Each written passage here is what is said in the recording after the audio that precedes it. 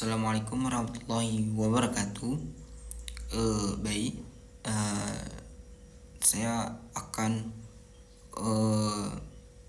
mensimpulkan materi yang ibu berikan dari melalui video, dan juga saya akan menyampaikan yang bisa saya pahami, yaitu tentang proses penyebaran agama Islam. Proses penyebaran Islam. Proses Kota Mekah menjadi bagian terpenting dalam Islamisasi di wilayah Arab, begitu juga dan Kota Madinah. Wilayah ini sampai sekarang menjadi bagian terpenting dalam agama Islam. Sekitar abad 18 sampai 19 atau awal abad 20 menjadi kota sangat penting dalam memajukan kembali umat Islam yang sedang terpuruk sekitar abad 16, 17, 18. Nabi Muhammad SAW ketika ke Madinah itu tidak menggunakan jalur umum, tetapi beliau menggunakan jalur yang berbeda agar bisa selamat sampai ke kota Madinah. Muslim expansion in the time of Muhammad and the four Rashidun Elif 19. Di sini menjelaskan bagaimana penyebaran Islam yang dilakukan oleh Nabi Muhammad SAW yang awalnya dari kota Madinah kemudian menyebar beberapa wilayah seperti Afrika, Persia, Eropa Timur. Pada masa Bani Umayyah, wilayah Timur Tengah ini bisa menjadi wilayah taklukan dari umat Islam. Mungkin masih banyak masyarakat yang belum memeluk Islam, tetapi secara kewilayahan sudah sangat luas, yaitu dari timur sampai barat, ada dari wilayah Afghanistan atau berbatas dengan Cina sampai ke wilayah Afrika Utara. Jadi kita ketahui ketika Nabi Muhammad sudah memiliki pengaruh yang luas terutama di Madinah, maka kemudian beliau memperluas wilayah-wilayah kekuasaannya. Pada masa sahabat, wilayah Persia mulai banyak dikuasai dan secara kewilayahan. Dan pada masa Utsman pun sudah sampai wilayah Eropa. Pada masa Utsmanlah terbentuk armada laut yang sangat kuat. Kemudian pembebasan yang dilakukan oleh Nabi Muhammad SAW dan masa sahabat terhadap perluasan wilayah. Dalam perluasan wilayah, kita harus bisa membedakan antara ekspansi. Istilah ekspansi yang dibuat oleh orang Eropa itu lebih ke hal-hal yang negatif. Padahal pada kenyataannya penyebaran yang dilakukan itu tidak semua karena ingin memperluas wilayah, tapi ada faktor lain. Salah satunya mempunyai pemimpin yang zalim, kemudian dia ditaklukkan, wilayahnya dikuasai dan itu pun permintaan dari masyarakat setempat.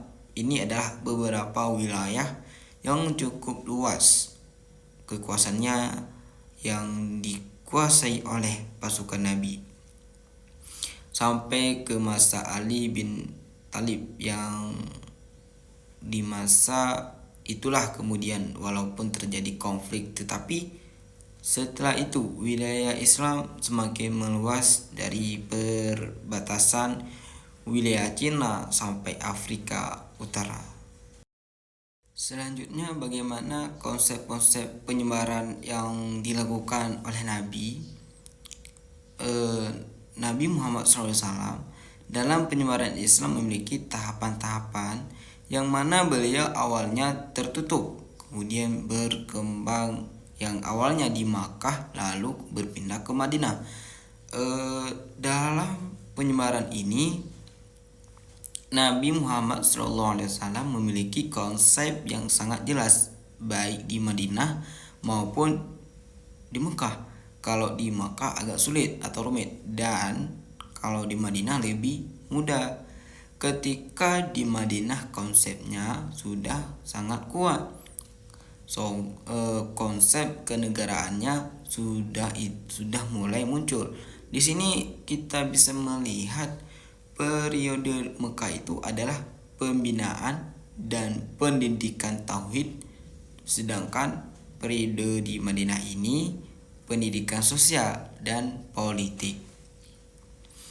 Pada era Madinah inilah Islam itu penyebarannya semakin meluas dan pemeluknya semakin banyak, dan di Madinah pun Nabi Muhammad SAW diterima sangat baik dan diperlakukan dengan baik, dan di Madinah ini pun dikenal dengan konsep negara Islam.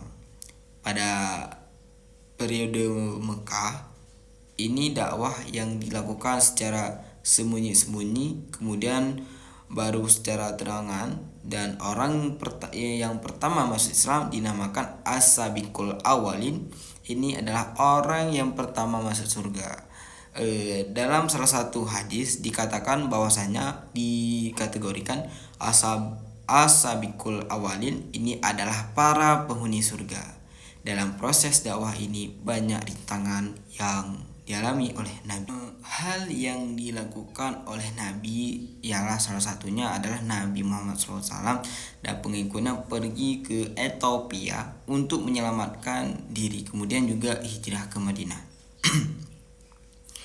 Kemudian pada masa Abu Bakar sudah membentuk sebuah pasukan yang memang khususnya untuk dilakukan dalam proses Islami ke wilayah timur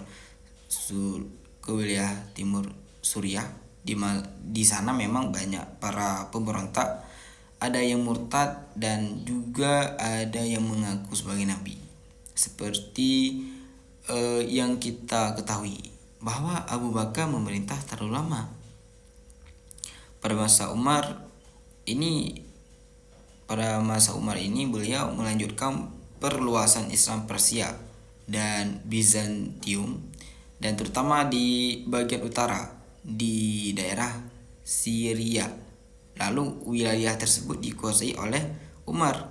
Kemudian di setiap wilayah-wilayah itu diberikan pemimpin yang kemudian dikenal dengan provinsi dan gubernur-gubernur atau orang-orang yang terpercaya. Berikut ada beberapa perluasan wilayah dilakukan oleh Umar: Persia, Iran, Hijaz, Damaskus, Lebanon, Jordan, Israel, dan Mesir. Berikut ada perluasan wilayah yang dilakukan oleh Utsman, dan beliau orang yang pertama yang membentuk sebuah armada laut yang dikuasai sampai ke wilayah Armenia, yang saat ini konflik antara Armenia dan Azerbaijan sampai ke wilayah Rusia. Eropa Timur, Siprus dekat Italia masuk ke wilayah Turki, dan sudah jauh ke wilayah Aljazair, Maroko yang kemudian dikuasai. Dan pada masa itu wilayah-wilayah ini sudah dikuasai oleh Islam. Kemudian pada masa Ali, perluasan wilayah itu menjadi mandek karena terjadi pengolakan internal. Tetapi setelah itu perluasan Islam setelah masa Ali sangat luas dan meluas. Hanya ini yang dapat saya simpulkan dan yang dapat saya pahamkan. Lebih dan kurang saya mohon maaf. Wabillahi taufiq hidayah. Assalamualaikum warahmatullahi wabarakatuh.